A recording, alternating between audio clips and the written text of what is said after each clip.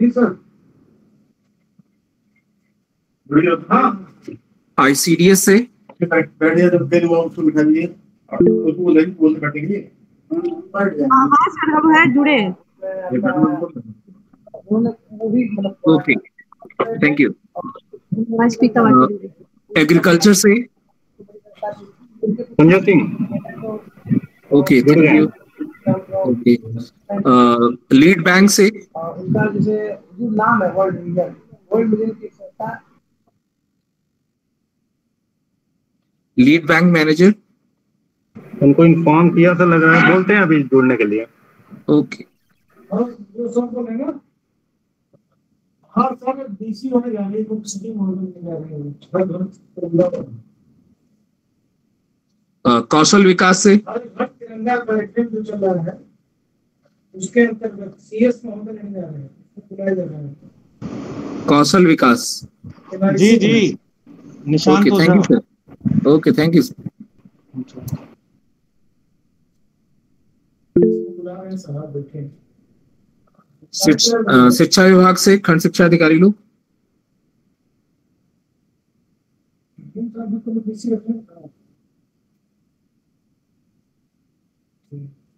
ये होना ये तो अकाउंट खिलाता है प्रेजेंट डिस्ट्रिक्ट। शिक्षा विभाग से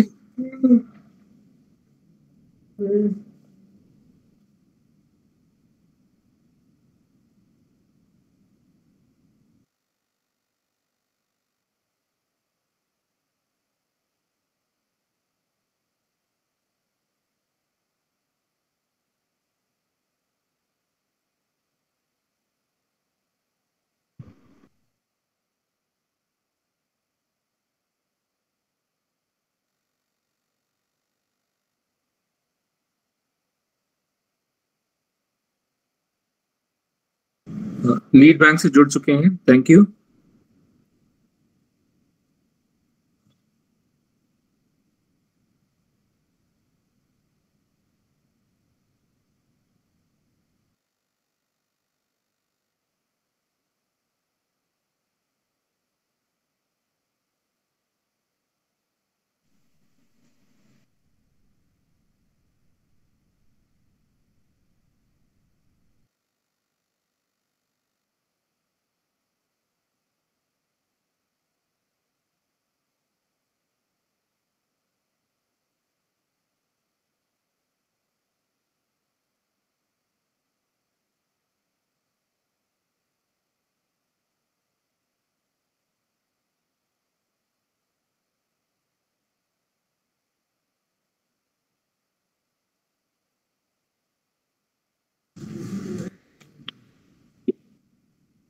ये आवाज जाएगी लेकिन ये लोग की आवाज भी जाएगी।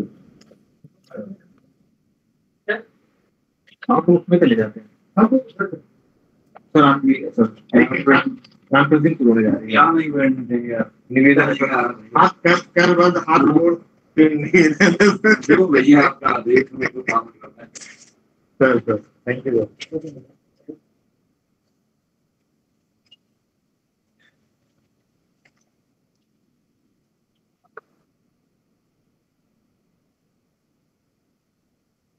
ठीक चलो आवाज नहीं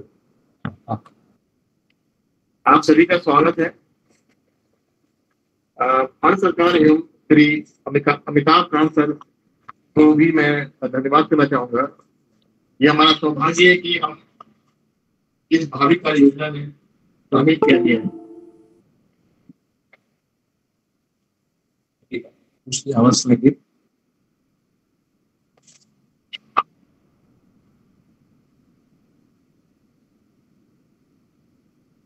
अच्छा आप अपना माइक ऑन करें। ये हमारा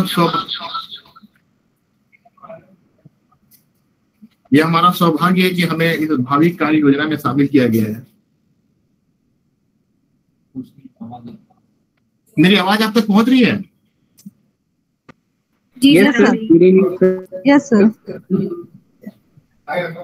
सन 2018 मार्च से ये नीति आयोग एस्पाइरेशनल डिस्ट्रिक्ट की शुरुआत हुई है। 4 साल बीत गए लगभग, सभी इंडिकेटर पे अच्छी प्रगति प्राप्त हुई है। कई इंडिकेटर हमारे संतृप्त हो चुके हैं। नीति आयोग द्वारा चैंपियंस ऑफ चेंज, ये सभी इंडिकेटर में संशोधन किया जाता है समय समय पर, और जो कुछ इंडिकेटर्स हैं उसमें संशोधन भी किया गया और कुछ नए इंडिकेटर्स को ऐड भी किया गया है।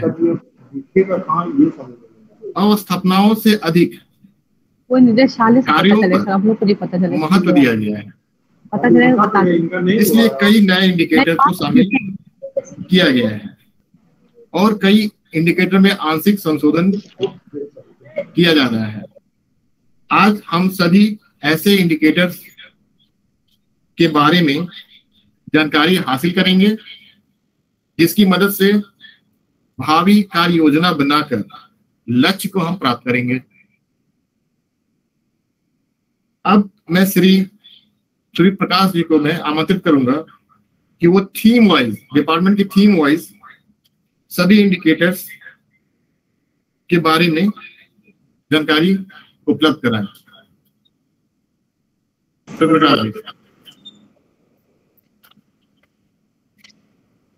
आप सभी को सादर नमस्कार।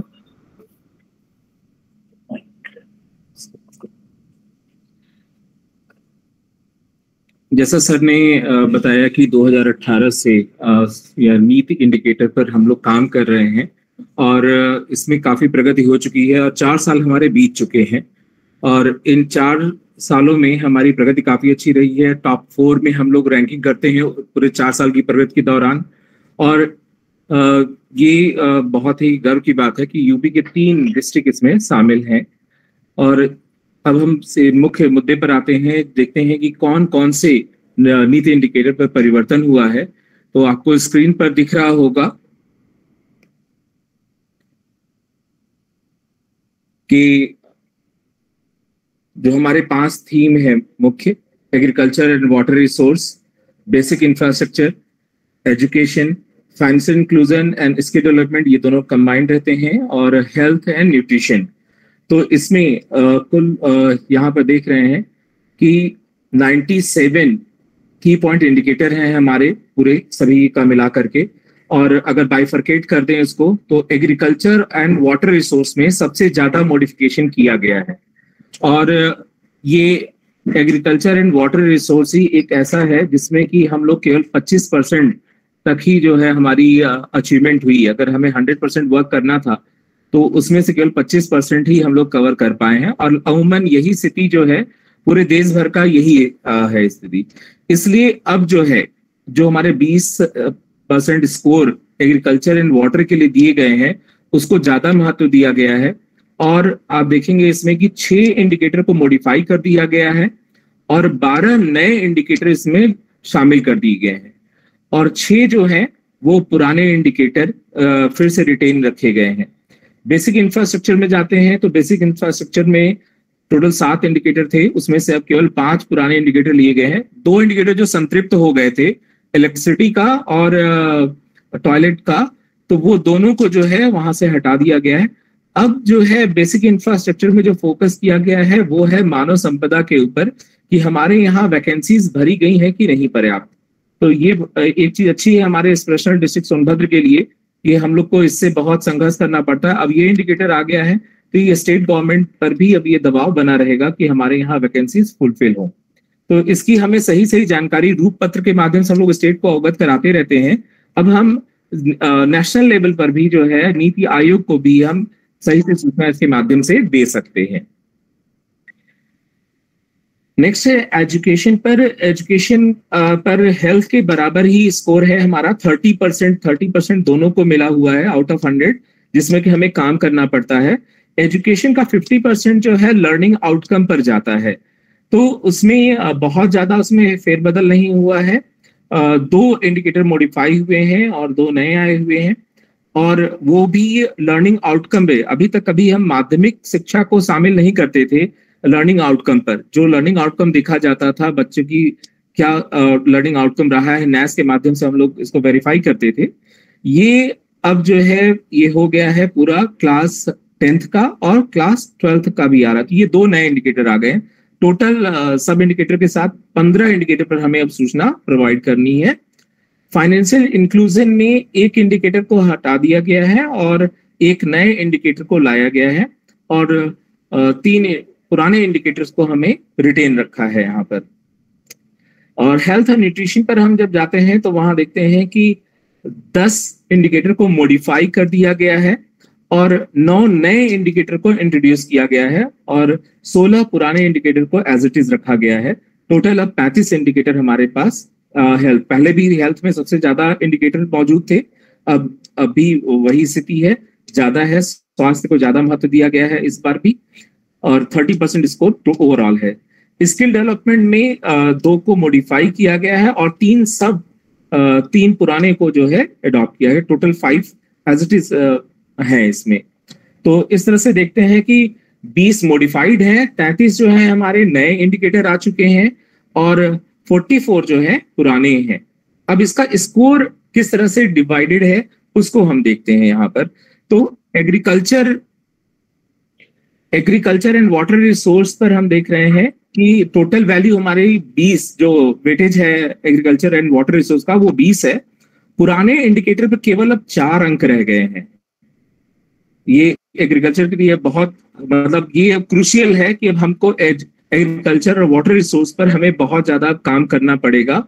और जो भी लोग जो इंडिकेटर आगे डिस्कस होगा तो जो लोग इससे संबंधित हैं बहुत ध्यान से सुनेंगे और उसके लिए एक्शन प्लान वगैरह भी डेवलप करेंगे।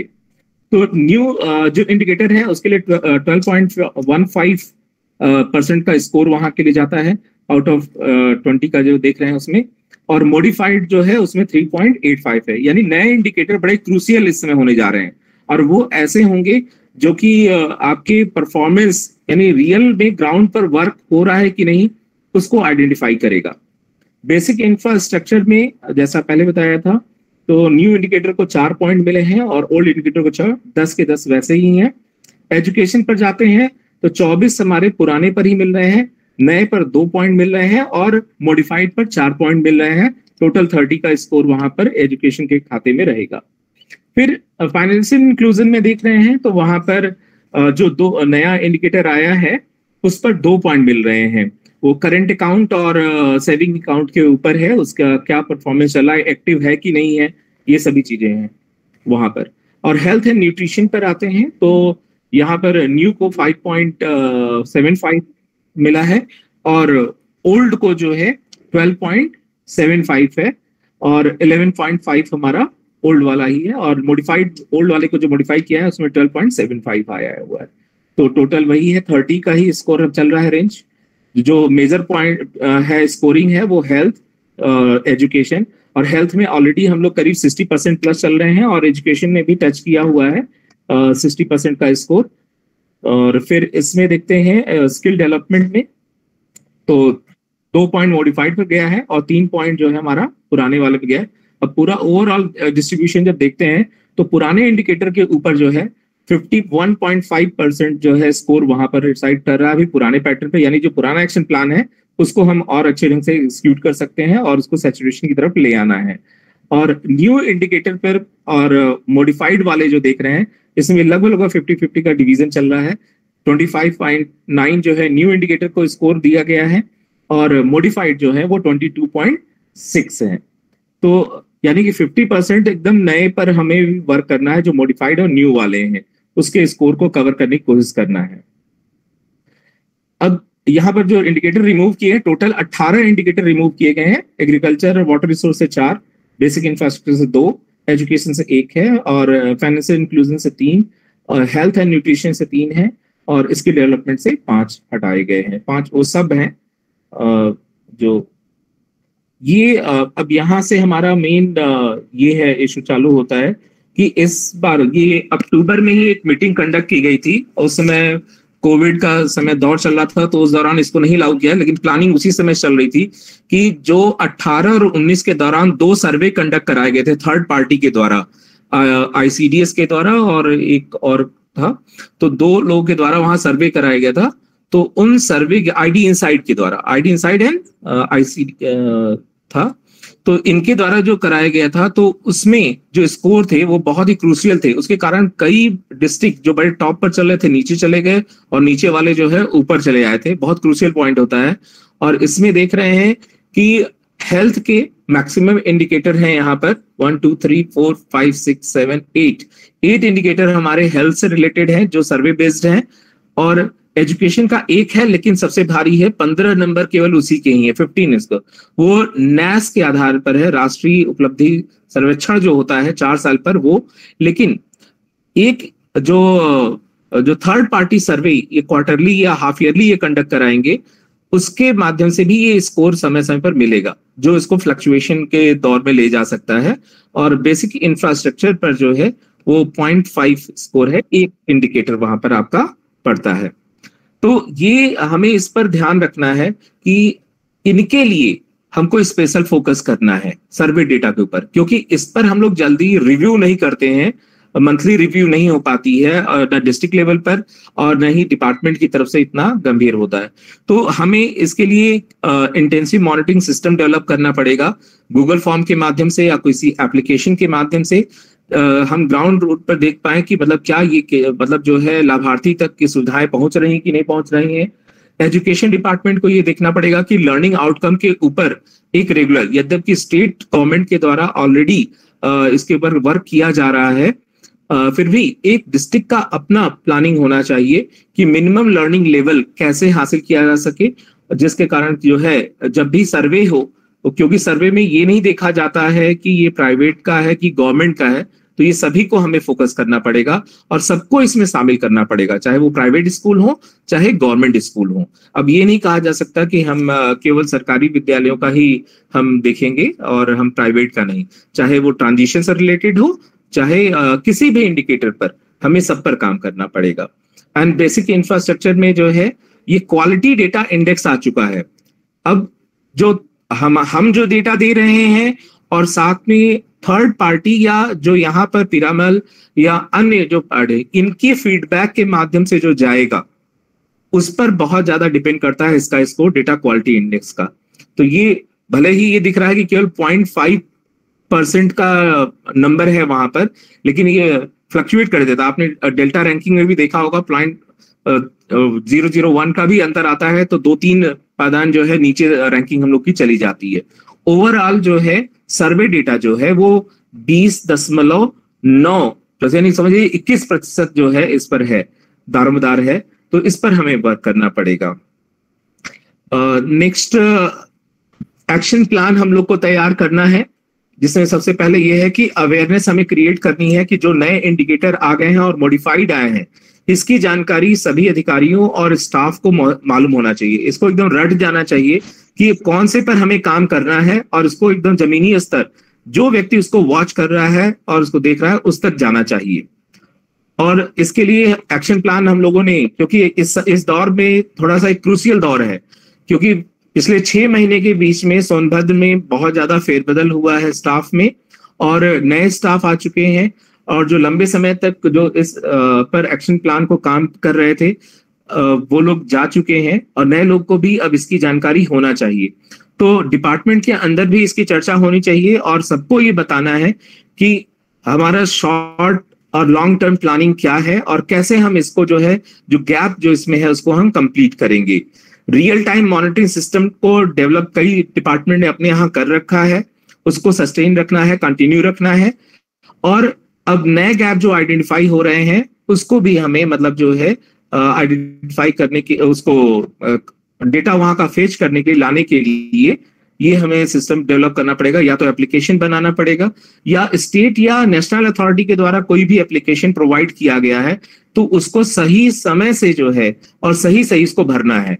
जैसे कि आप इनका देखते होंगे बैंकिंग का और कौशल विकास का, ये डेटा जो है डायरेक्ट सेंट्रल कमांड सेंटर से जो है वो उठा लेते हैं, तो यहाँ से सही डेटा जाए, सही स्पीड हो, इसको निगरानी में रखना जरूरी है। यूडाइस जैसे एजुकेशन डिपार्टमेंट है, उनके यहाँ यूडाइस प्लस पोर्टल है, तो वहां पर सभी चाहे प्राइवेट हो चाहे गवर्नमेंट स्कूल हो, किसी भी बोर्ड के हो, उन सभी का डेटा सही से भरा हो और ससमय भर जाए, वो बहुत मायने रखता है।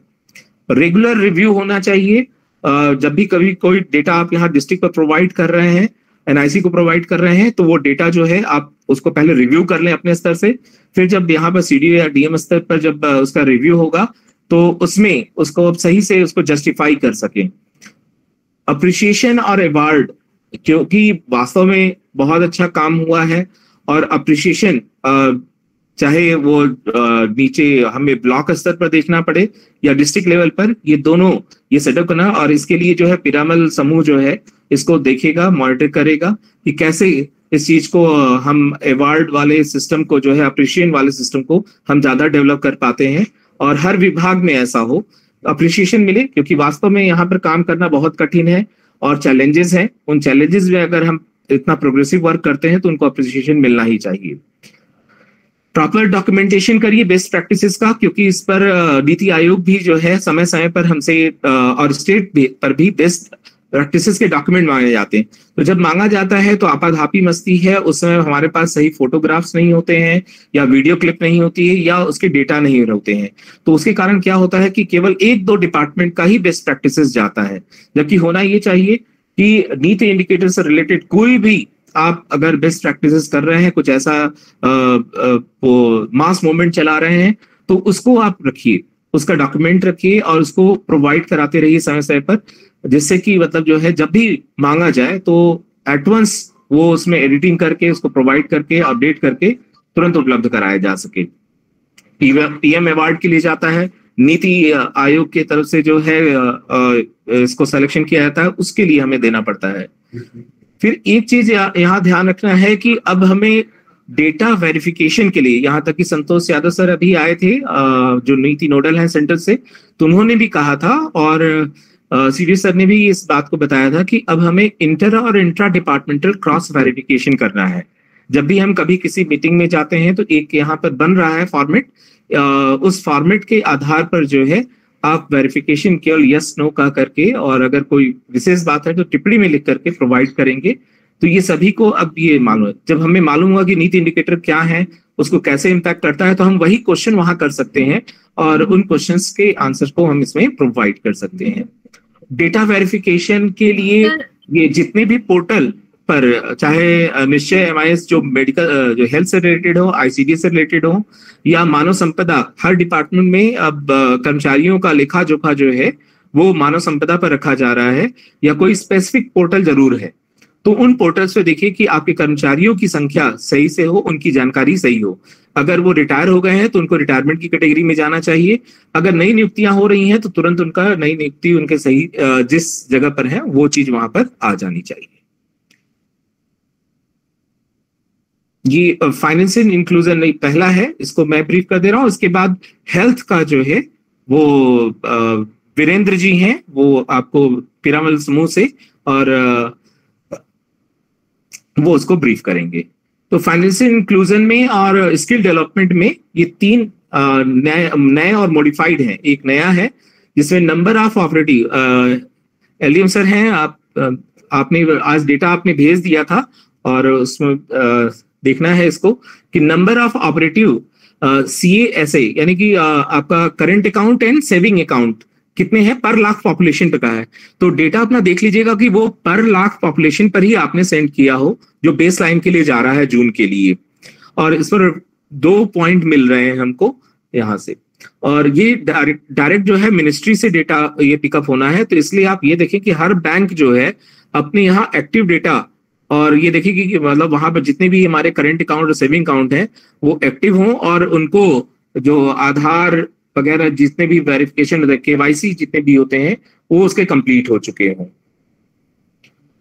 ये मंथली है और रेगुलर, ये ऑटोमेटिकली वहां से उठेगा, लेकिन आपकी जिम्मेदारी बनती है कि आप भी इस चीज को देखें। और लास्ट मीटिंग में सीडीओ सर ने भी कहा था कि एक अपना ये देखिए कि सबका ये आधार लिंकिंग हो चुका है कि नहीं हो चुका है, ये होना चाहिए। अगर जिसके यहाँ ज्यादा ऐसा गैप दिखता है तो उनकी रिपोर्टिंग होना जरूरी है, तो इसको बस आप नोट कर लीजिएगा।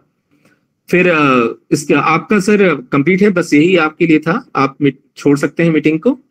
और स्किल डेवलपमेंट में जो है नंबर ऑफ यूथ सर्टिफाइड पर lakh population in the age 15-19, तो ये चीज इसको अब हमें देखना है कि ये सर्टिफिकेशन का जो है यूथ कितने हो रहे हैं, इसकी सूचना जो है टाइम से, मतलब इसके लिए जरूरी ये है कि जो यहाँ सर्टिफिकेशन के टेस्ट वगैरह होते हैं वो टेस्ट तो हो, साथ साथ में टाइमली उनका रिजल्ट भी डिक्लेयर हो जाए। और जितने बच्चे इनरोल्ड हो रहे हैं वो बच्चे उस टेस्ट में पार्टिसिपेट भी करें, ड्रॉप आउट न बने, इस चीज का ध्यान रखना है। और इसके लिए जितने भी आपके इंडिकेटर आते हैं इनके लिए एक अपना सिस्टम, अपना टूल एक बना ले, जिससे कि ये डेटा जो है आपके पास टाइम टू टाइम आता रहे और हर एक इंस्टीट्यूट इसमें शामिल हो जो भी आपके यहाँ से सर्टिफाइड हुआ है, जो भी रजिस्टर्ड है, और जितने भी हमारे ट्रेनिंग पार्टनर्स हैं उन सभी का इसमें रहे, उनसे अपने हिसाब से इसको डेटा मंगवाइए। Number of certified youth placed और द यूथ सर्टिफाइड सेम उसी से रिलेटेड ही है, तो दोनों लगभग एक ही है। अगर मेन है कि आपको अपने स्तर से एक गूगल फॉर्म अपना डेवलप करना है जिसके माध्यम से हर एक इंस्टीट्यूट अपने यहाँ की सूचना दे और वहां पर जाकर के रैंडम विजिट करके भी उसको देखना है कि वहाँ ट्रेनिंग क्वालिटी क्या चल रही है, इन सब चीज को मेंटेन करना है। ये सजेशन ऑलरेडी आपको सीडीओ सर के द्वारा दिया जा चुका है, बस आपको फॉलो करना है। तो ये फाइनेंशियल इंक्लूजन और स्किल डेवलपमेंट, आप इसको मीटिंग को छोड़कर जा सकते हैं। Thank you. और नेक्स्ट हेल्थ के लिए है Virendra ji. Sir sorry to interrupt in between, कुछ लोग हैंड रेस किए दिख रहे हैं सर काफी देर से, एक बार पूछ लें। मैं देख पा रही हूँ डीआरडीए सोनभद्र। क्वेश्चन राउंड जो है ये हम लोग लास्ट में रख रहे हैं। अगर कोई इशू है तो अगर इतने में जितना अभी हम लोग ने डिस्कस किया है इसमें अगर कोई इशू आ रहा है तो आप अपनी बात बता सकते हैं one by one.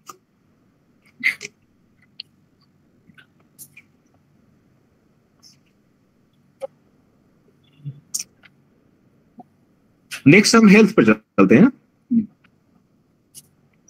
Virendra, over to Virendra. आवाज आ रही है? हाँ आ रही। Voice is clear. Thank you so much sir. जैसा कि आपने अभी बताया कि कोविड काल जा चुका है, ये प्रोसेस में था, नीति इंडिकेटर चेंज होने के चेंजिंग फेज में था, लेकिन अब जाके हम इसको इम्प्लीमेंट कर रहे हैं। तो हम डिस्कशन करेंगे कि हमारे 35 इंडिकेटर हैं हेल्थ के, और जिसमें 10 नए इंडिकेटर और 9 नए इंडिकेटर और 10 जो है पुराने इंडिकेटर जो उसको मॉडिफाई किए गए हैं, जिसमें हम प्रयास करेंगे कि हम इसमें बेहतर सुधार करके अच्छा प्रयास करके बेहतर सुधार करें। तो पहला इंडिकेटर जो है हमारा 1.4 है, percentage of institutional delivery attend by an SBA plus home delivery attend by an SBA out of total reported delivery. तो इसका ये कॉन्सेप्ट है कि हमको परसेंटेज पता करना है कि हमारी कितनी इंस्टीट्यूशनल डिलीवरी जो एसबीए ट्रेंड अटेंड कर रही हैं प्लस होम डिलीवरी जो है वो एसबीए ट्रेंड अटेंड कर रही है। इसके लिए हमको जो हमारी टोटल डिलीवरीज है कंडक्ट हो रही है उसका पहले डेटा चीज डेनोमीटर में मेंशन है ये कि टोटल जो डिलीवरी हमारी जो है रिपोर्टेड हो रही है उसके अंदर में न्यूमरोमीटर आप देखेंगे तो institutional delivery attend by SBA plus home delivery attend by an SBA. Concept clear है? हमारी कितनी टोटल डिलीवरीज हुई हैं उसके अंगेज में हमारे पास इंस्टीट्यूशनल डिलीवरी जो एसबीए ट्रेंड जो हमारी एएनएम या नर्सेज हैं, स्किल बर्थ अटेंडेंट की ट्रेनिंग होती है उनकी, वो ट्रेंड जो हमारे नर्सेज हैं और एएनएम्स हैं उनके द्वारा कितना इंस्टीट्यूशनल डिलीवरी में अटेंड किया गया है संस्थागत प्रसव में, प्लस होम डिलीवरी उनके द्वारा कितना अटेंड किया गया है।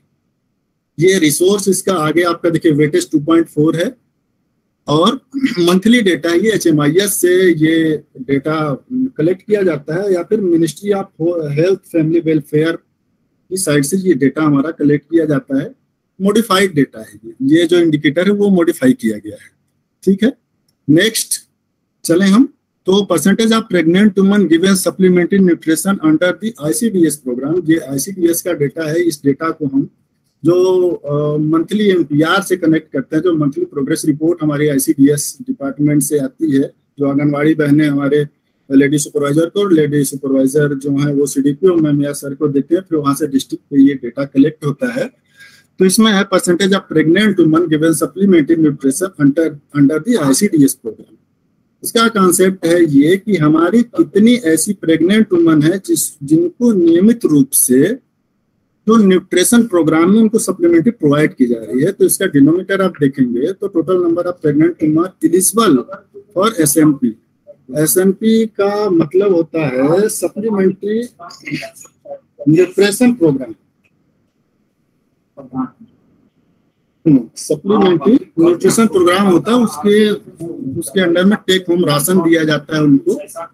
अनेक तरह की दलिया है और चावल है, गेहूं है, पहले घी और भी राशन आते थे उसमें उनको देने के लिए। तो इसका है कि कितने ऐसे एलिजिबल जो है प्रेग्नेंट वुमन वो हमारे यहाँ अवेलेबल है, उनके अगेंस्ट में number of pregnant woman were given supplementary food for 21 और मोर डेज। तो ये मायने रखता है हमारे इसलिए कि सिर्फ हम अगर उनको दे रहे हैं तो ये नहीं, हम वो कंज्यूम कितना कर रहे हैं। अगर वो ड्यूरिंग रिपोर्टिंग मंथ में वो 21 दिन या उससे अधिक वो कंज्यूम कर रहे हैं या इस्तेमाल कर रहे हैं तो फिर हम उसको मेंशन करेंगे। टोटल हमारी जितनी भी एलिजिबल है प्रेग्नेंट वुमन उनके अगेंस्ट में कितने जो है वो 21 दिन से अधिक जो उसको ले रहे हैं, तब ये हमारा परसेंटेज जो है वो क्लियर। ठीक है, क्लियर। नेक्स्ट होते हैं हम 3.4 है percentage of newborn breastfeed within 1 hour. ये डेटा भी मंथली है, HMIA से ही ये डेटा हमारा आता है। इसमें है कि total number sir hello sir, मैं यहाँ पे कहना चाहूंगा ये जो टाइम लिमिट 1 आवर है जी सर, जी जी, जो टाइम लिमिट 1 आवर है इसको जैसे कि कोई सीजरियन बर्थ हुआ तो विद इन 1 आवर तो पेशेंट मदर जो है वो under effect of anaesthetic drug रहती है, तो क्या ये चेंज हो सकता है? जी, इसमें ऑलरेडी इसमें मेंशन है कि excluding the live birth which has been shifted to newborn care unit because of some criticality. अगर कोई क्रिटिकल आ जाता है वहां पर और तो उसको एक अलग इंडिकेटर आगे मिलेगा। Mother, okay, I am talking about if mother is already, that means in critical condition, it is not possible for her to feed the baby, so already that is included, that means you can include into the same case. So and that's why it cannot be drug within 1 hour.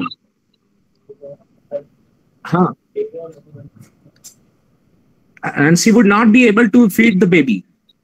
Yeah. So definitely that cannot be counted into this one.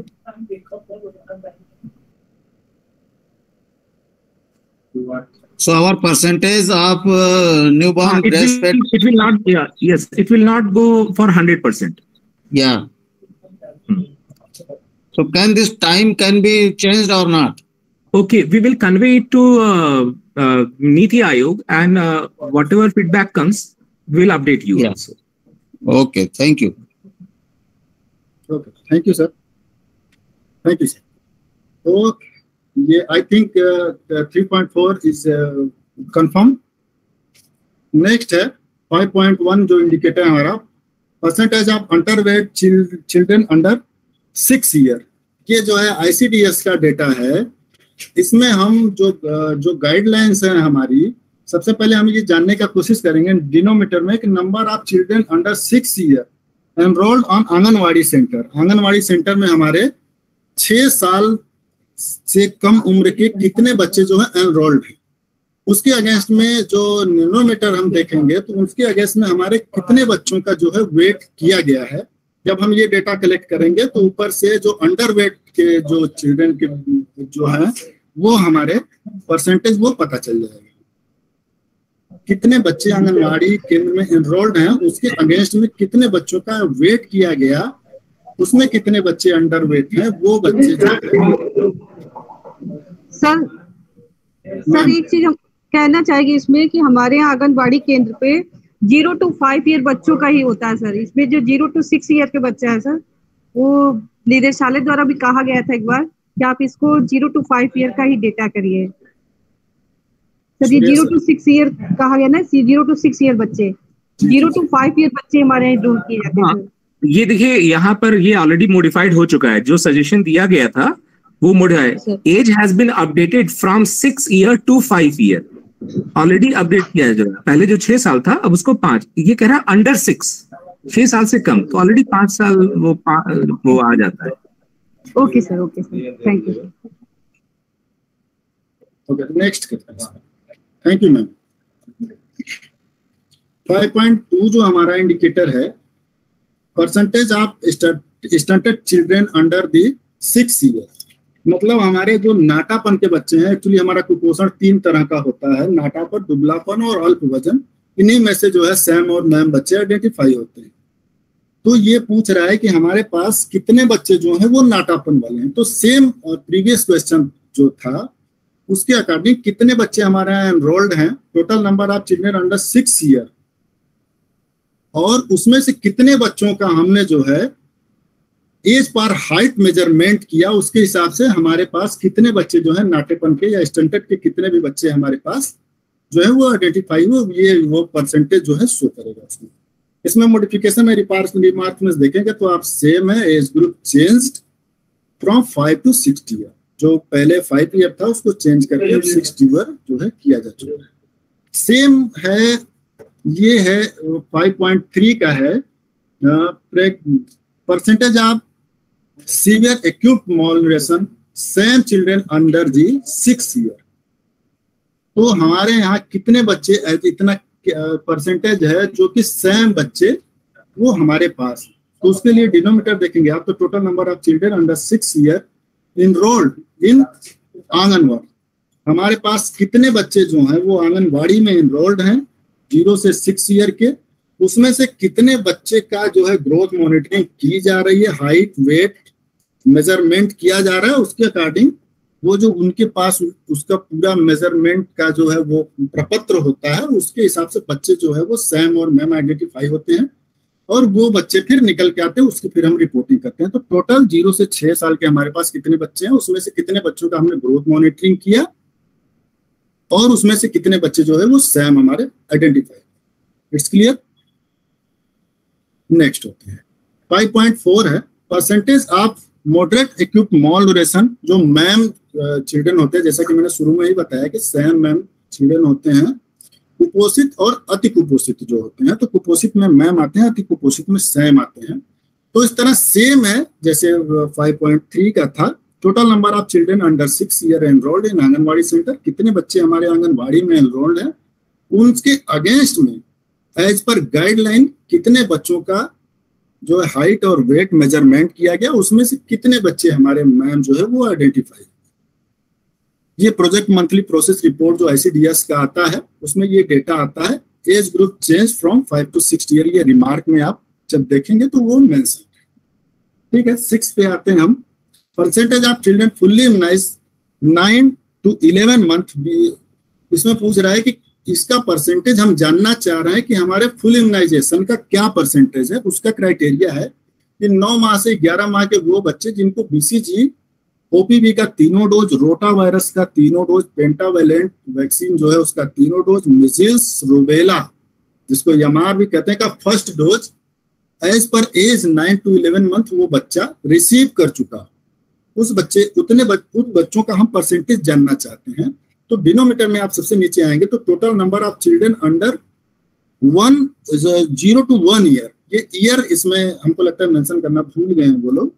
तो total number of children 0 to 1 year, जो 1 साल के पहले हमारे कितने बच्चे हैं, उसमें से आप जब न्यूमरोमीटर में आप आएंगे तो number of children fully immunise as per guideline 9 to 11 month, BCG OPV 3rd, rotavirus 3rd, pentavalent 3rd, measles rubella 3rd, MR 1st, इनके 0 से 1 वर्ष के बच्चों के अगेंस्ट में कितने बच्चों को प्राप्त हो चुका है ये वैक्सीन, या हम लगवा चुके हैं उन बच्चों को, तो फिर ऊपर वाला हमारा ये जो है percentage of children full immunise का ये परसेंटेज हमको पता चल जाएगा। विजेंद्र जी सर, ये न्यूमिनेटर तो मुझे समझ में आ रहा है, number of children fully immunised 9 to 11 month, ये तो HMIS में फुल इम्यूनाइजेशन के अंतर्गत आ जाएगा।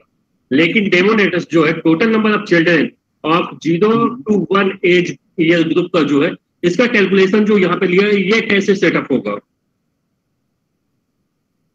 ये सर कैलकुलेशन का जो मेथड है लाइव बर्थ है हमारी ये पर 1000 जो देखिए हमको पता होता है कि हमारे यहाँ 0 से 1 साल के कितने बच्चे हैं। उसका जो मेथड होता है उससे हमको टारगेट पता है अपने यहाँ कि हमारे यहाँ प्रेगनेंसी की क्या टारगेट है, डिलीवरी का क्या टारगेट है, 0 से 1 साल के कितने बच्चे, 0 से 5 साल के कितने बच्चे हैं, अगेंस्ट द टारगेट हमारा अचीवमेडक्वार्टर कितना हुआ उस पर ये डिपेंड करता है। नहीं, मेरा ये पूछना है, पहले जो था, पहले जब मॉडिफाइड से पहले था, ठीक है, जो हमें हेडक्वार्टर से टारगेट मिलता था बच्चों का फुल इम्यूनाइजेशन करने का, और डिवाइडेड बाय 12 होता था। क्या अभी भी वही फार्मूला क्या यूज होगा या इसमें एक फार्मूला, एक मिनट, इसमें एक फार्मूला दिया हुआ है लास्ट कॉलम में, देखिए रिमार्क में नीचे कैलकुलेशन ऑफ डिनोमिनेटर कैसे करेंगे वो दे रहा है कि लाइव बर्थ, फिर उसको जो है मल्टीप्लाई करना है टोटल ये शिशु कितने हैं, फिर IMR बाई 1000 ये दे रहा है, infant minus infant mortality rate oblique 1000, ये फार्मूले में रख करके निकालने के लिए इसमें सजेशन दिया गया हुआ है। सर मेरा ये पूछना है, जैसे पहले हम लोग करते थे 1 साल का पूरा टारगेट आ गया हमारा हेडक्वार्टर से और डिवाइडेड बाय 12 कर देते, अभी क्या करना है कि अभी वही करना है या हर महीने? अच्छा, ये मैं जाना, ये कैलकुलेशन आप कर सकते हैं, इस तरह से अपने निकाल सकते हैं इस डेटा को डिनोमिनेटर कैलकुलेट करके। मैं वही चीज पूछना चाह रहा हूँ, क्या इसमें अब क्या एक अगर कैलकुलेट करके निकाल सकते हैं, कैलकुलेट करके निकाल देते हैं, तो अगर कैलकुलेट करके निकाल सकते हैं डिनोमिनेटर को तो वो बेटर पड़ेगा। और हर महीने निकालना बड़ा मुश्किल है, या तो हमें स्टेट हेडक्वार्टर जो डाटा हमें मिला उसी को मैं डिवाइडेड बाय 12 करके रख दूं। इसको भी मैं नोट कर लेता हूँ, इस पर भी मैं वहां पर बात कर लेता हूँ। ठीक, ओके, थैंक यू सर।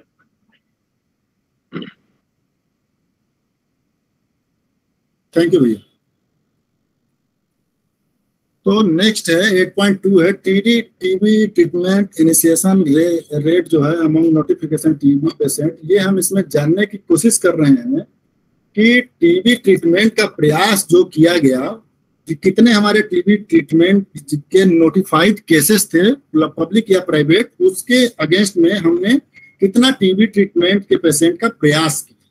तो डिनोमिनेटर देखेंगे आप, तो number of tuberculosis cases notified public और प्राइवेट, हमारे यहाँ कितने जो केसेस थे वो पब्लिक या प्राइवेट में आइडेंटिफाई किए गए,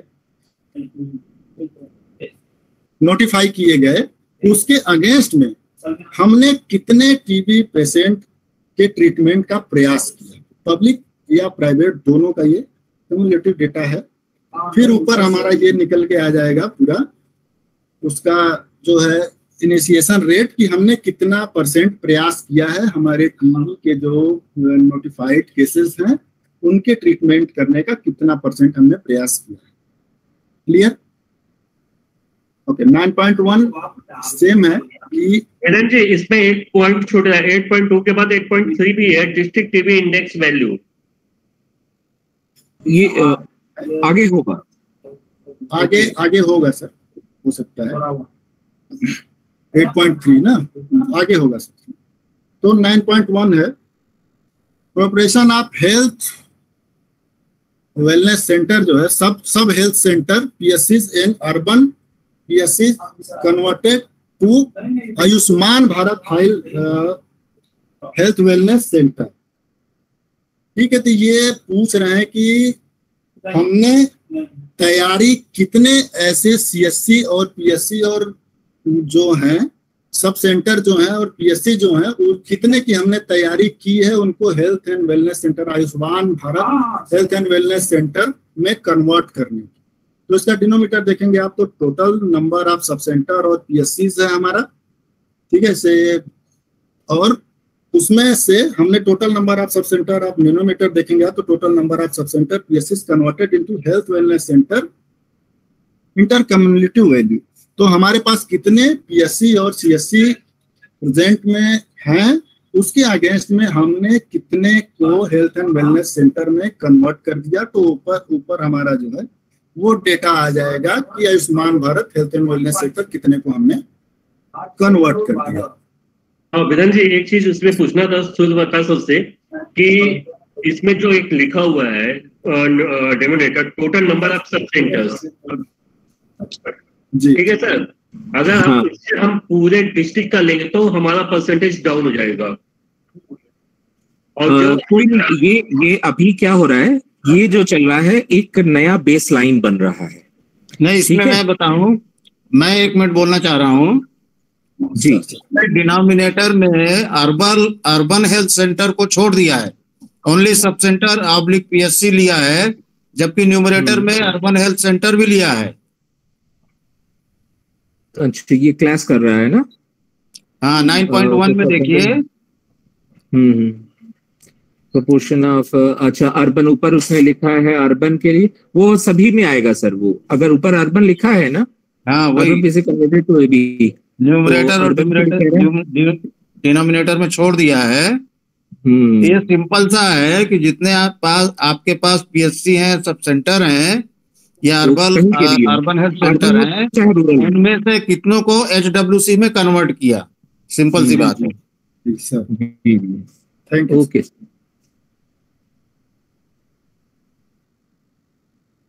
नेक्स्ट थोड़ा रैपिड में रहिएगा ना। ठीक है sir. Percentage of newborn successfully discharge from SNCU, ये है इसका total number of newborn successfully discharge. हम इसमें देखेंगे कि हमारे पास कितने बच्चे जो है वो एसएनसीयू में एनरोल्ड थे और उनको सक्सेसफुली हमने कितने को डिस्चार्ज किया। लेकिन इसमें आप रिमार्क्स में जाएंगे तो सक्सेसफुली रिचार्ज एडमिटेड माइनस जो है मोर्टेलिटी और लामा और रेफरल जो है वो इसमें से हम माइनस कर देंगे, क्योंकि अगर है ये जो रेफरल का अगर कोई केस हो जाता है, अगर बच्चा कहीं दूसरे जगह रेफर हो जाता है या फिर डेथ का केस हो जाता है या फिर वो मेडिकल जो लीव अगेंस्ट मेडिकल एडवाइस वो बच्चा लीव कर जाता है वहां से, तो वो हम इसमें मेंशन नहीं करेंगे। तो एसएनसीयू का ये डेटा हमको इस तरीके से पता चलेगा। Total number of newborn admitted in SNCU और उसमें से कितने बच्चे सक्सेसफुली डिस्चार्ज हुए, उसके अगेंस्ट में हमारा परसेंटेज ये 3.3 का निकल गया। 3.5 है percentage of children under 6 year month exclusive based feeding. तो बेस्ड फीड का ये डेटा सर्वे बेस्ड डेटा है वीरेंद्र जी। सर हाँ, ये 3 जो है डेटा हमारे सर्वे बेस्ड है। तो इसके लिए हमें अपना डेटा जो है ये इसमें देखिए सिंपल सी बात है, वो टीम जो आएगी थर्ड पार्टी की वो सीधे फील्ड में जाती है, एक मतलब पूरी टीम रहती, और हमारे नीड के सारे इंडिकेटर जो पहली पैरामीटर है वो सब पर वो हाउस होल्ड सर्वे वो करते हैं वो एक ही। तो ये वहां पर जाकर के सीधे लाभार्थी से जो भी मिलेगा उससे सीधे ये क्वेश्चन वो वहां करते हैं। और जो मदर चाइल्ड कार्ड जो होता है इनका, कौन सा कार्ड बोलते हैं सर उसको? एमसीपी कार्ड को वो मांगते हैं। अगर कार्ड मिल गया तो आगे क्वेश्चन करेंगे, नहीं मिला तो वो सबको 0 कर देते हैं। तो ये अश्योर करना जरूरी है कि वो कार्ड वहां पर जो है उस लाभार्थी के पास मौजूद हो। और जब हॉस्पिटल में ये विजिट करते हैं तो वहां पर भी ऑन द स्पॉट जो एडमिटेड लोग हैं उनसे भी डायरेक्ट जाकर के वो पूछ लेते हैं क्वेश्चन, और अलग तरीके से पूछते हैं। अगर वहां पर निगेटिव अगर रिस्पॉन्स मिला तो वहां पर हमारे मार्क्स 0 हो जाते हैं। तो ये सर्वे इंडिकेटर्स को याद रखेंगे कि हमको ये पता करना है कि आखिर उनका तरीका क्या है, जो तरीका जो पैटर्न है, जो डॉक्यूमेंट वो ग्राउंड पर जाकर देखते हैं वो चीज वहां मिलना जरूरी है।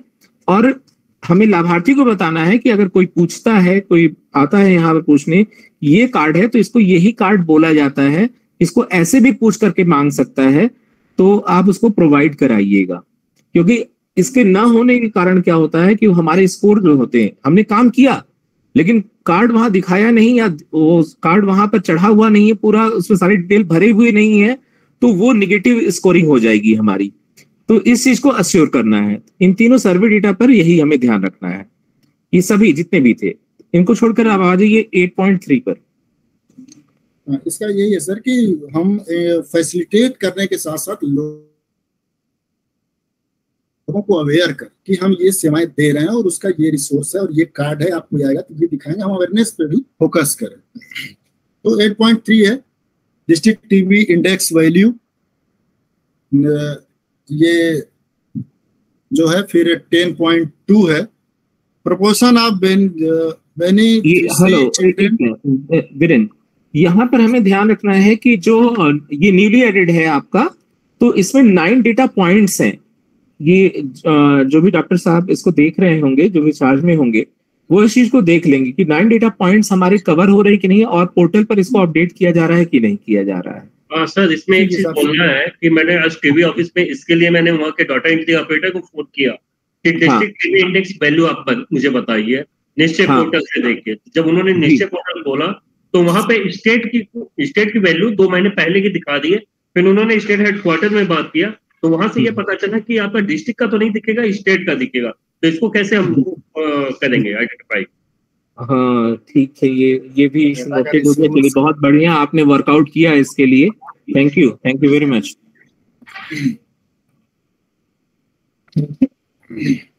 नेक्स्ट वो 10.2 है हमारा, proportion of beneficiary children attending at least 20 session and anganwadi under ICDS program in a month।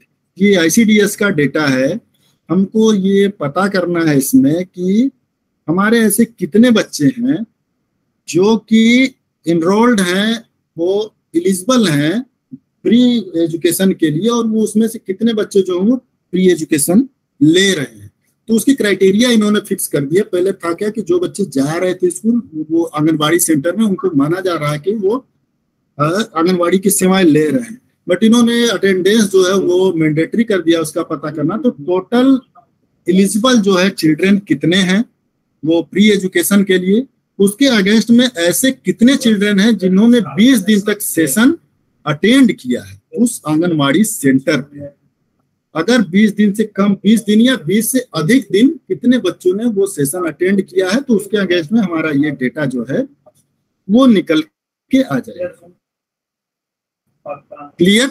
हमारे आंगनबाड़ी में कितने बच्चे एनरोल्ड हैं, उसके अगेंस्ट में जो बच्चे प्री एजुकेशन के लिए एनरोल्ड हैं उसमें से कितने बच्चों ने 20 दिन तक मंथ में लगातार सेशन अटेंड किया आंगनबाड़ी का प्री एजुकेशन में, फिर उसके अगेंस्ट में ये डेटा जो है वो निकल के आएगा। ठीक है, ओके। नेक्स्ट हो गया क्या सर? हाँ, नेक्स्ट 12.1 है population enumeration against treated percentage of individual Asha catchment areas. ये जो है डेटा हमारा ये पूछ रहा है कि जितने भी एनुमरेटेड थे, जितने भी चिन्हित लाभार्थी थे, उनके अगेंस्ट में हमने कितने को ट्रीटमेंट दिए। तो उसका पहले पता करने के लिए आप देखेंगे तो total population under catchment area SWC हमारे health and wellness centre area में कितने जो हैं पॉपुलेशन है कितने की, उसके अगेंस्ट में कितना हमने जो है चिन्हित किया, इंडिविजुअल व्यक्तिगत लोगों को कितना चिन्हित किया, और उसमें से हमने कितने लोगों को ट्रीटमेंट दिया। क्लियर हो गया? Total health and wellness centre में हमारा कितना पॉपुलेशन है, उनके अगेंस्ट में आशा एनुमरेशन का काम करती है, चिन्हीकरण का काम करती है, और कितने लोगों को चिन्हित किया, उसके अगेंस्ट में हमने कितने लोगों को ट्रीटमेंट दिया। नेक्स्ट है फिर population screening for NCD percentage of individual above 13 years. ये पूछ रहे हैं कि हमारे ऐसे 5 तरह के लाभार्थी जो hypertension, diabetes, oral cancer, breast cancer और सर्वाइकल कैंसर के पेशेंट है जो 30 साल से अधिक हैं, उनकी कितने ऐसे लाभार्थियों की NCD स्क्रीनिंग की गई उसका परसेंटेज पूछ रहे हैं। तो total estimated population above 13 years in catchment area of health and wellness centre, हमारे हेल्थ एंड वेलनेस सेंटर के अंतर्गत कितना टोटल पॉपुलेशन है जो कि 30 वर्ष से अधिक है, उसमें से कितने लोग जो हैं तो वो आइडेंटिफाई हुए हैं इन 5 बीमारियों के लिए, और वो कितने को ट्रीटमेंट मिला है, स्क्रीनिंग कितने की हुई है, उसके अगेंस्ट में ये जो है निकल के आएगा हमारा population screening under NCD non communicable disease जो होते हैं उसकी स्क्रीनिंग का ये डेटा हमारा निकल के आएगा। ठीक है, फिर 12.3 है treatment compliance for hypertension and diabetes, percentage of patient of hypertension and diabetes on treatment. तो इसमें डिनोमिनेटर में हम देखेंगे तो total number of patient with hypertension and diabetes, इधर आप रिमार्क में देखेंगे तो कंसीडर उन्हीं को किया गया है जो हाइपरटेंशन और डायबिटीज के पेशेंट हैं ओनली। तो हमारे कुल कार्य क्षेत्र में कितने हाइपरटेंशन और डायबिटीज के पेशेंट इनरोल्ड हैं, उनके अगेंस्ट में हमारे जो पेशेंट हाइपरटेंशन और डायबिटीज के उनको ट्रीटमेंट लास्ट मंथ में कितने को ट्रीटेड किया गया, तो उसके अगेंस्ट में ये हमारा डेटा निकल के आएगा कि परसेंटेज ऑफ हाइपरटेंशन और डायबिटीज के जो पेशेंट हैं उनको कितने को ट्रीटमेंट किया। नेक्स्ट सो प्रकाश सर, विदिन बैक करना स्लाइड। तो प्रकाश सर, इसमें जो HWC पोर्टल और NCD पोर्टल है ये दोनों एक दूसरे से रिलेटेड है, और इस समय HWC पोर्टल चल नहीं रहा है पिछले 1 महीने से अंडर मेंटेनेंस के कारण, तो ये डाटा दे पाना ज्यादा मुश्किल है हमारे लिए।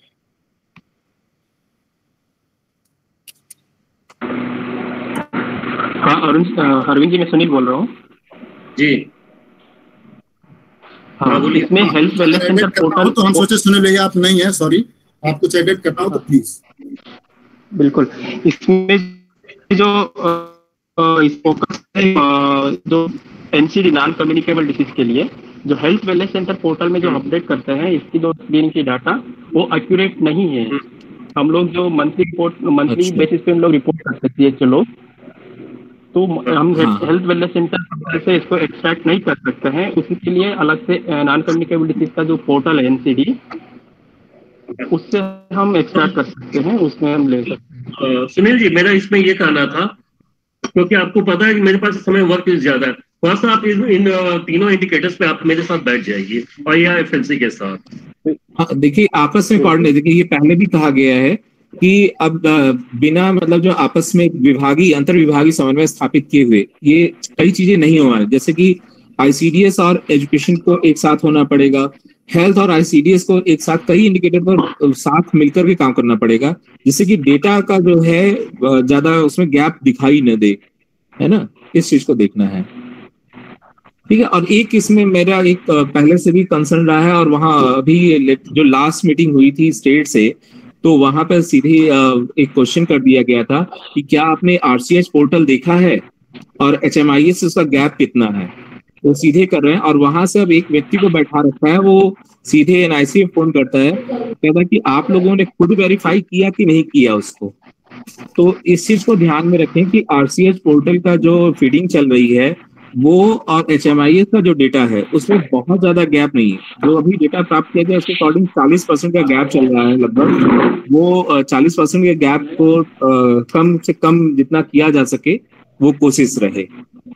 ठीक है, इसके बाद है आपका एग्रीकल्चर डिपार्टमेंट, तो धनेश जी हैं ITC से। थैंक यू वीरेन आपकी ब्रीफिंग के लिए। Thank you, Surya sir, and very good evening to all.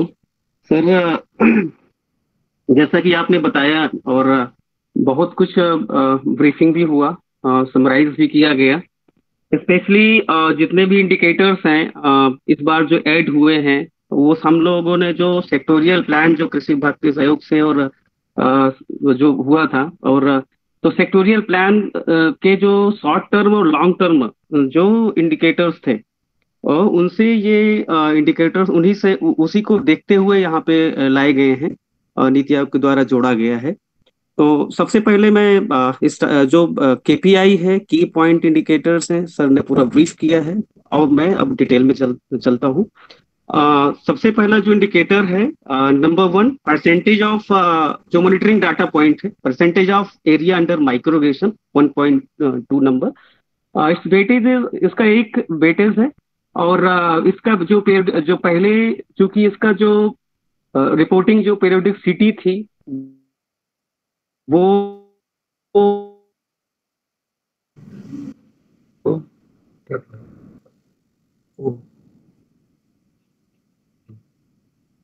Hello,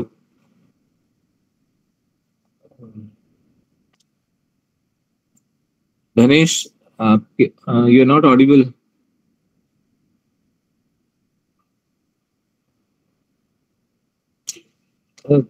इसको मैं ब्रीफ कर दे रहा हूँ जब तक माइक्रोगेशन का पाइप मिला है।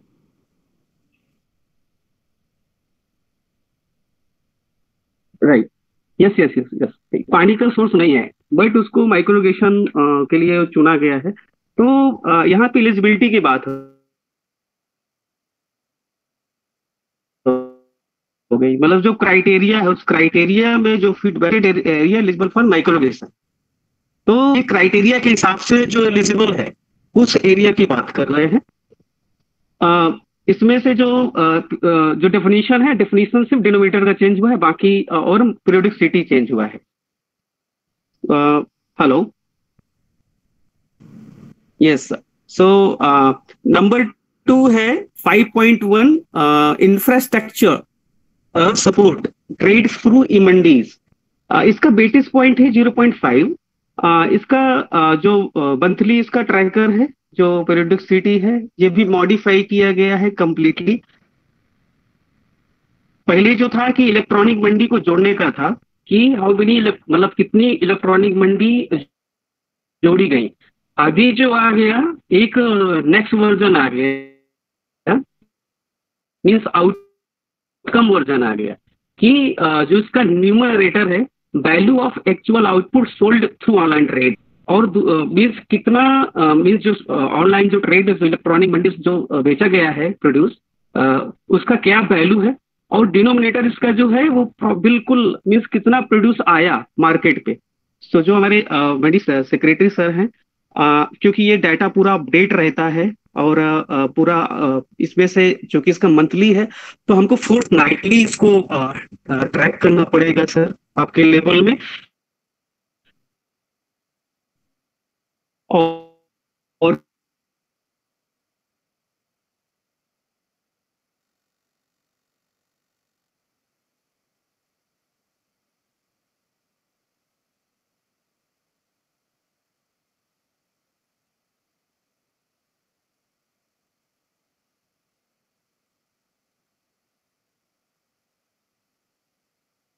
ट्रैक कर उसके पहले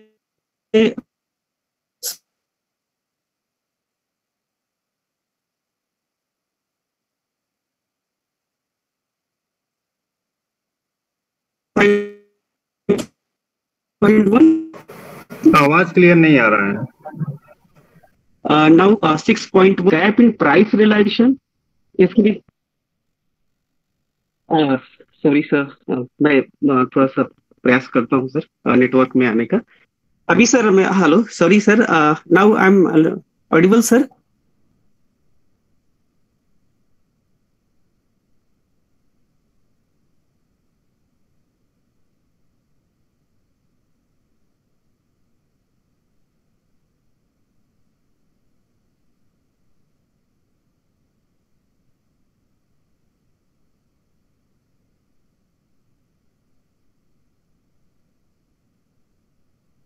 प्राइस और मिनिमम सपोर्ट प्राइस। अभी हमें जो गैप है, जो हमारा जो ऑब्जेक्टिव है सर इस इंडिकेटर का, और जो हमारा, क्योंकि इसका बेसिस पॉइंट 0.5 है, ऑब्जेक्टिव ये है कि फोर हार्वेस्ट प्राइस को कैसे जो गैप को कम किया जा सके सर। क्योंकि मिनिमम सपोर्ट प्राइस जो रहता है सर वो बेस्ड ऑन जो गवर्नमेंट जो तय करता है sir, but for harvest price ये बदलता रहता है, मीन्स बदलेगा, क्योंकि किसी जगह से कुछ अच्छा दाम मिल गया फार्मर को, किसी फार्म से किसी फार्म में उसको कम दाम में बेच दिया, तो मीन्स कि इसको, इस गैप को कैसे कम किया जा सके, ये सर ऑब्जेक्टिव रहेगा। अगर वो मतलब उसी जगह से अगर वो बेच रहा है, इसका बेसिस पॉइंट 5.5 है सर। सो नेक्स्ट है sir 6.2 9.1 animal vaccination, bovine vaccination. Actually bovine जो वर्ड है, मीन्स मैं बहुत ज्यादा अंदर नहीं जाऊंगा क्योंकि मैं पूरे इंडिकेटर्स करना है, बट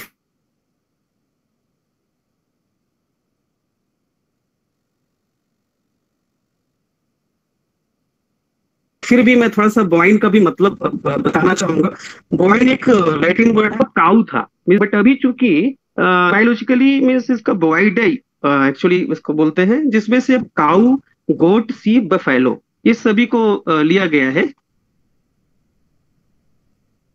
और इसका जो भी है means foot and mouth diseases जो है उसको रोकने के लिए जो वैक्सीनेशन किया जाएगा। तो ये भी मॉडिफाई किया गया है सर। मीन्स कैसे? काउंट वन एनिमल, रिमार्क्स में जाएंगे sir, count one animal only once, उसको अगर when all FMD vaccine have been given to that bovine, means किसी भी काऊ या शीप या बफेलो को अगर हम जो भी हमारे वैक्सीन हम देते हैं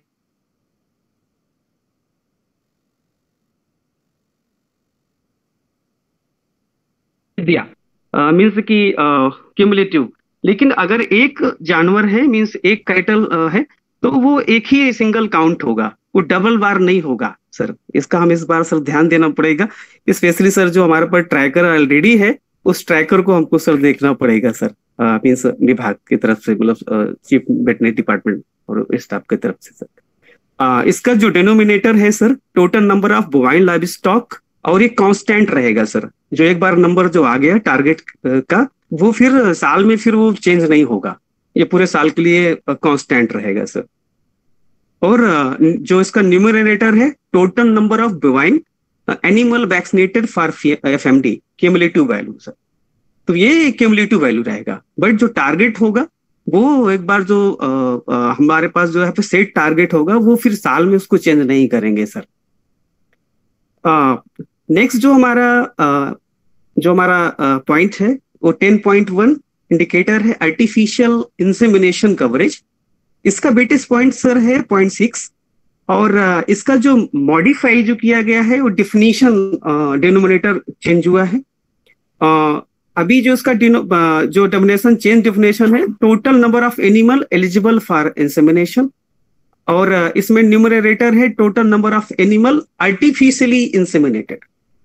सो जो AI और टोटल एलिजिबल फॉर AI, तो अभी जो चेंज हुआ है एलिजिबल वर्ड जोड़ा है सर। और इसका भी जो पीरियडिकसिटी रहेगा वो मंथली रहेगा सर। सो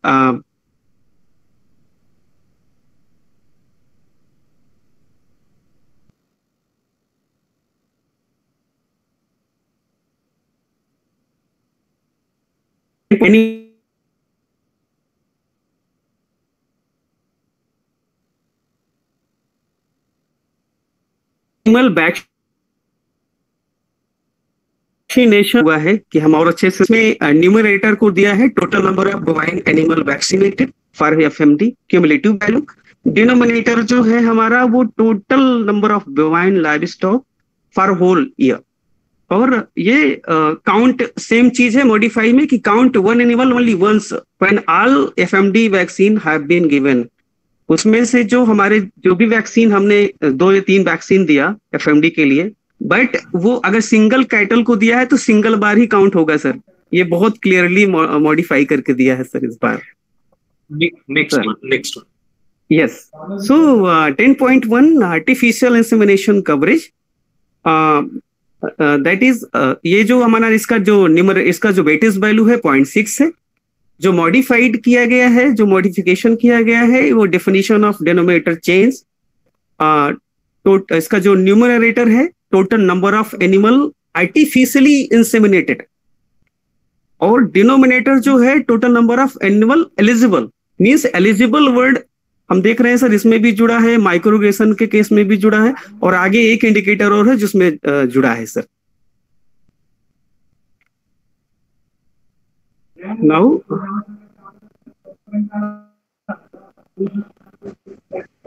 राइट, सो अभी 5.1 agri infrastructure support percentage change of FPO form in the district, ये इंडिकेटर है सर। और इसका चूंकि ये न्यूली एडेड है, और ये जो सर आप लोगों के सब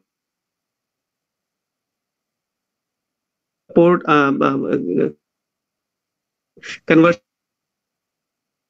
डिस्कशन से ही सर ये इंडिकेट, इसका जो FPO form in the district, इसका जो डिनोमिनेटर रहेगा sir total number of FPO sanction in the district. और इसका जो बेटिस पॉइंट है दैट इज 1.0 है, और इसका पीरियडिकसिटी जो रहेगा हम अर्धवार्षिक 6 महीने में इसको रिपोर्ट करना है सर।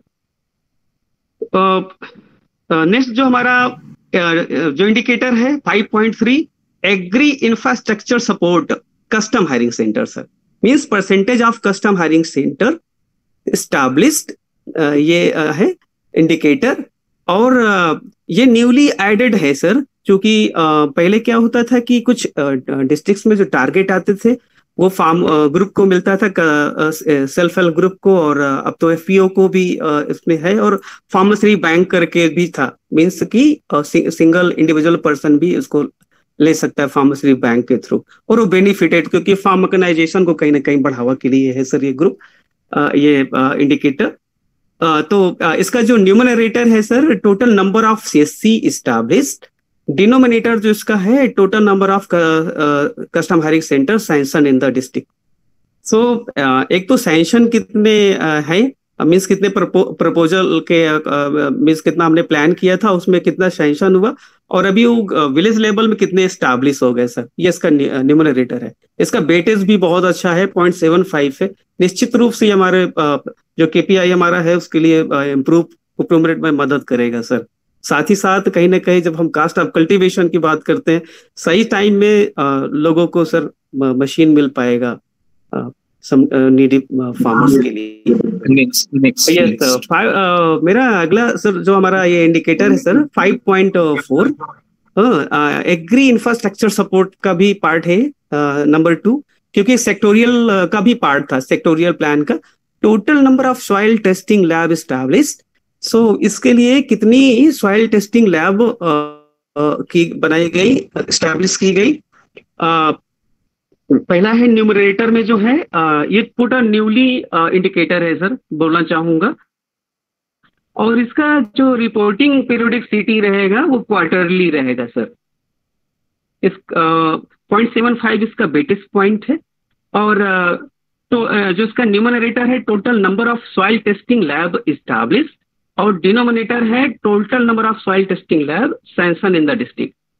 कितनी हमारी सॉइल टेस्टिंग लैब सैंक्शन हुई, उसके अगेंस्ट में कितनी हमारी सॉइल टेस्टिंग एस्टैब्लिश हुई। नेक्स्ट जो हमारा सर इंडिकेटर है 7.2 percentage share of organic farming, ये भी न्यूली एडेड है सर, पहले नहीं था। इसका पीरियडिसिटी जो लिया गया है वो हाफ ईयरली लिया गया है, खरीफ और रबी को देखते हुए, मीन्स और इसका जो न्यूमरेटर है वो यस सर मैं थोड़ा total area under organic farming, और डिनोमिनेटर है नेट सोन एरिया। तो ये बहुत वेरी सिमिलर टू जो था जिसमें नेट सोन एरिया को लेना है, और उसके अगेंस्ट में कितना हमारा ऑर्गेनिक फार्मिंग एरिया आया सर उस पर्टिकुलर 6 माही के दौरान, और 6 माही में इसको रिपोर्ट करेंगे सर। 0.5 इसका वेटेज है सर। अगला जो मेरा हम लोगों का जो इंडिकेटर है सर एग्रीलाइट सेक्टर का, वो एनिमल वैक्सीनेशन है। इसमें पीपीआर रिडक्शन इन सीप एंड गोट, इसके लिए ये भी क्योंकि न्यूली एडेड हमारा इंडिकेटर है sir, means total number of animal vaccinated for PPR cumulative value, और डिनोमिनेटर जो हमारा है total number of sheep and goat, और इसमें भी सर कांस्टेंट रखा हुआ है। जो भी टारगेट रहेगा वो एक बार सेट हो गया वो कांस्टेंट रहेगा, बीच में इसको चेंज नहीं कर सकते सर। इसका भी यस ओके। सो जो 10.2 मेरा जो हम लोगों का जो इंडिकेटर है ये है animal insemination all pregnancy sources success rate.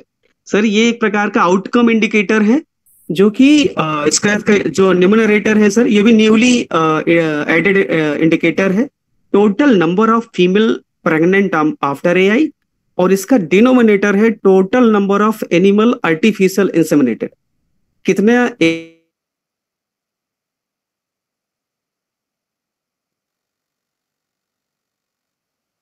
उसके अगेंस्ट में कितने एआई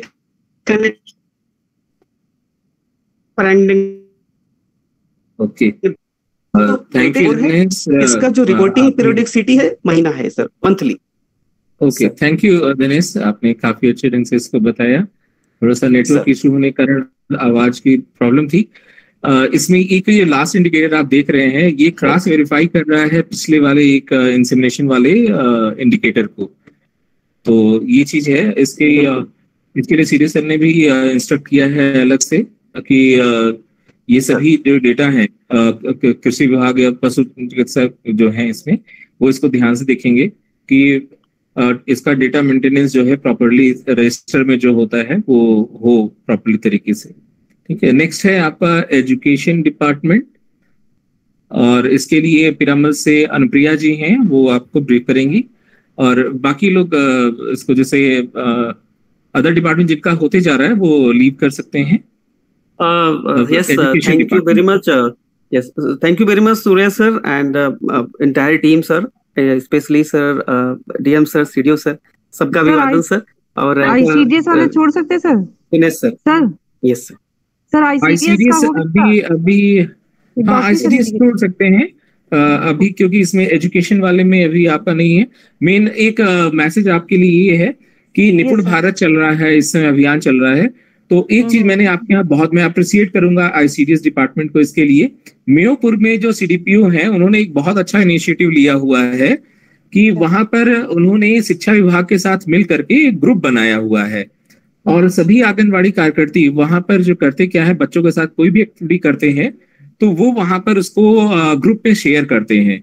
और वास्तव में मतलब एक बहुत ही अच्छा ये मैं चाहूंगा कि अगर हर एक ब्लॉक में इस तरह से इनिशिएटिव लिया जाता है तो निपुण भारत का लक्ष्य जो है वो निश्चित रूप से हम लोग समय के अंतर्गत ही इसको हासिल कर लेंगे और एक अच्छा माहौल बनेगा इसके लिए।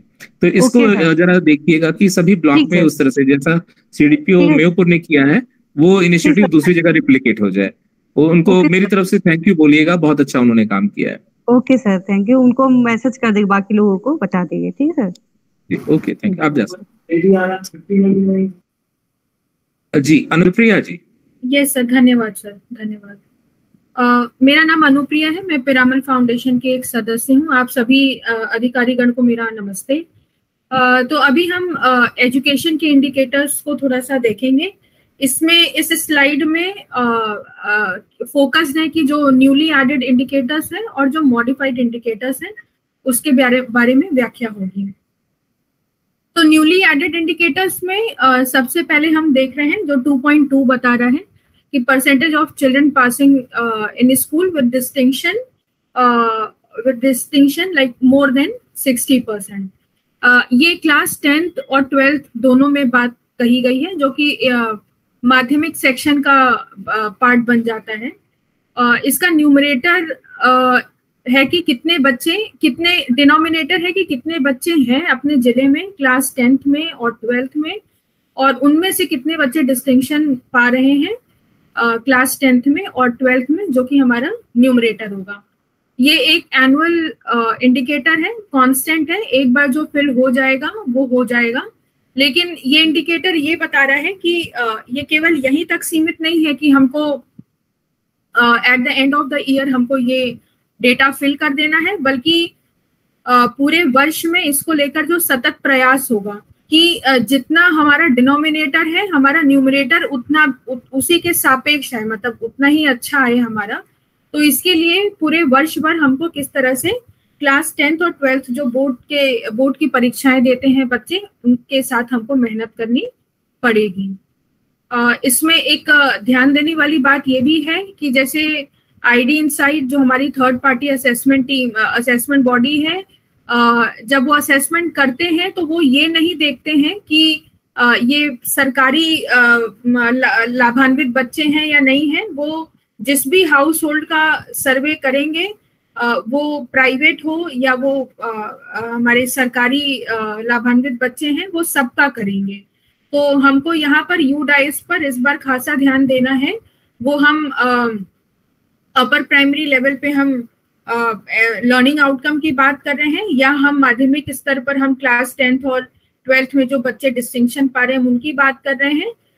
इसमें प्राइवेट सेक्टर को भी उतना ही बड़ा मैसेज है कि ये चीज हमारी नीति इंडिकेटर के मुख्य KPI में शामिल हो चुका है।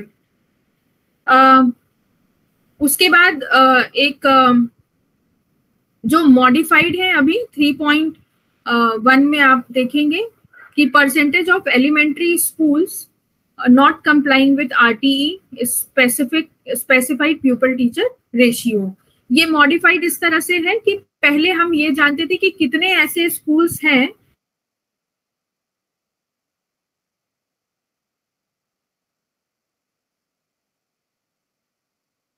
जो कंप्लाई कर, और अभी हम ये बोल रहे हैं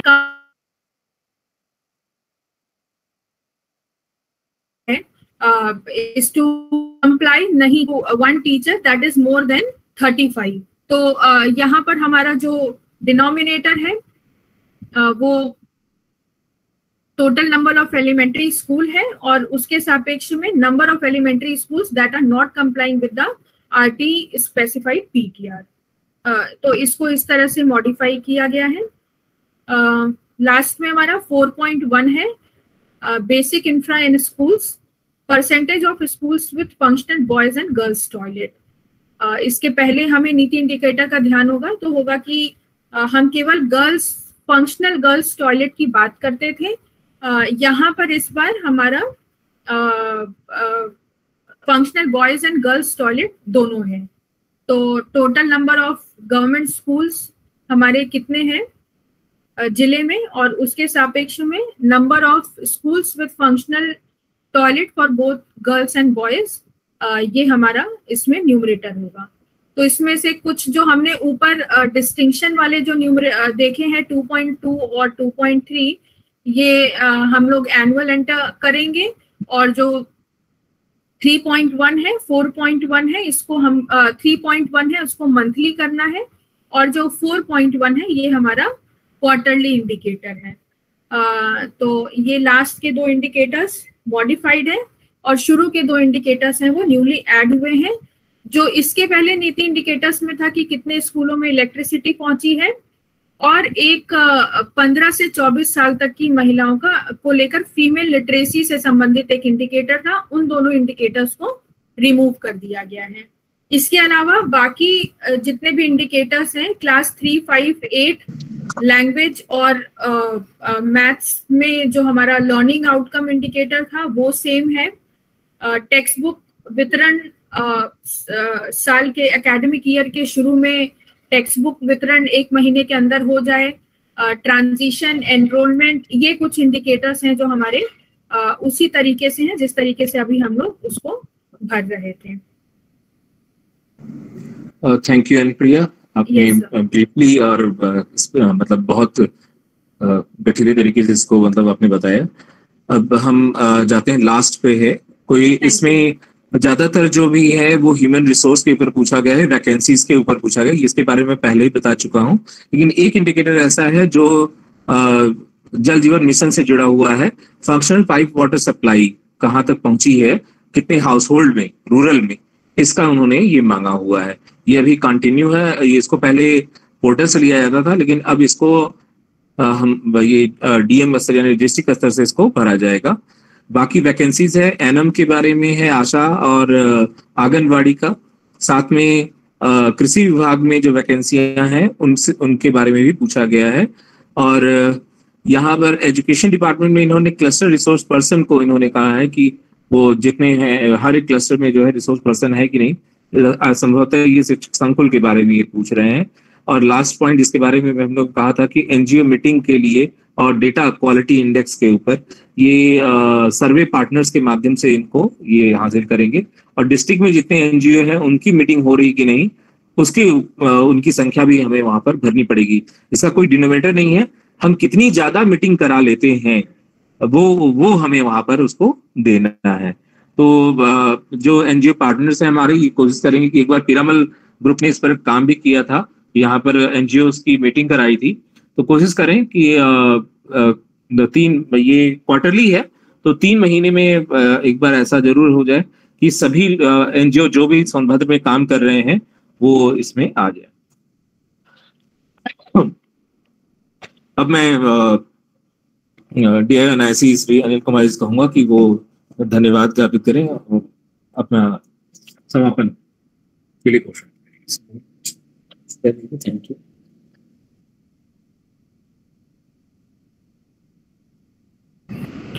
आप सभी लोग का बहुत बहुत धन्यवाद।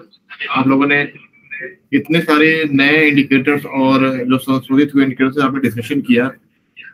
अभी भी कोई डाउट्स हो किसी भी इंडिकेटर्स के न्यूमरेटर या डिनोमिनेटर पे, आप तत्काल हमें अवगत कराएं, मेल के माध्यम से, व्हाट्सएप के माध्यम से। उसको तत्काल हम लोग जो है दूर करेंगे हम लोग।